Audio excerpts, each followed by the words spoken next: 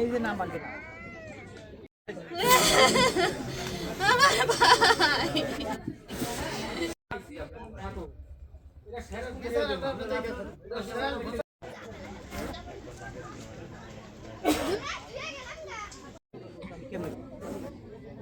এই যে নাম আগে একটাই খোকন ভাই অনেক ভালো লোক ছিল, আমি খুবই ভালো মানুষ ছিল, তার কোনো এই জায়গায় কোনো শত্রু ছিল না, কিন্তু তারপরেও তাকে এভাবে নির্মমভাবে হত্যা করা হয়েছে। এই হত্যার বিচার আমরা চাই, ফাঁসি চাই।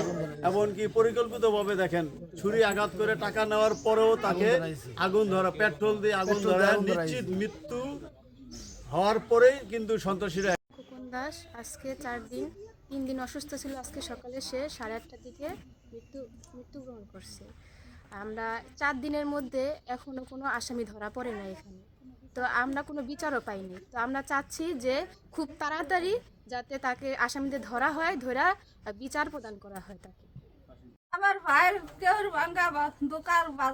ভাঙ্গা বাজারের দোকান, ওষুধের দোকান, বিকাশের দোকান। আমার ভাই আজ পর্যন্ত মুখ কালা করে কথা কয় নাই। ওষুধের ফার্মেসি আমার ভাইয়ের নাম খোকন দাস। আমার বাইরে ওরা আমাদের সাথে পড়াই 8:30 লান বাজে সিএনজির লগে একজন আইসে, আর ওই জায়গায় 2জন খারাই আমার বাইরে।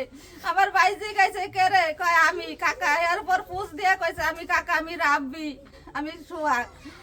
কইছে এরপর আমার বাইরে পেটে পুষ দিয়ে পেট্রোল ধরাইয়া দিছে গায়ে। আমার ভাই দৌড়াইয়া গেছে আগুন লইয়া এক বাড়িতে। আমার ভাই তো মুখ কালা করে কথা কয় নাই, নিসমিন দিয়া চাইছে আর নাইছে।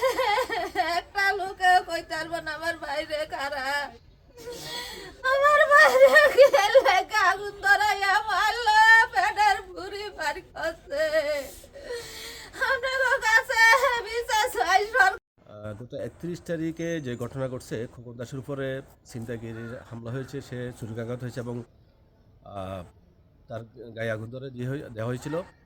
তো এই সংক্রান্তে আমাদের এখানে একটা মামলা হয়েছে এবং 3জনকে আসামি করে আমরা আসামিদেরকে ধরার চেষ্টা অব্যাহত আছে। আমরা দেশের বিভিন্ন জায়গায় আসামিদের সন্ধান নেওয়ার চেষ্টা করতেছি এবং তাদেরকে গ্রেপ্তারের জন্য আমাদের পুরো কয়েকটা টিম তৎপর। আর আজকে ওই ভিকটিম মৃত্যুবরণ করেছে, সেটা আমাদের নলেজ আছে। এই ব্যাপারে আইনগত সকল কার্যক্রম চলছে।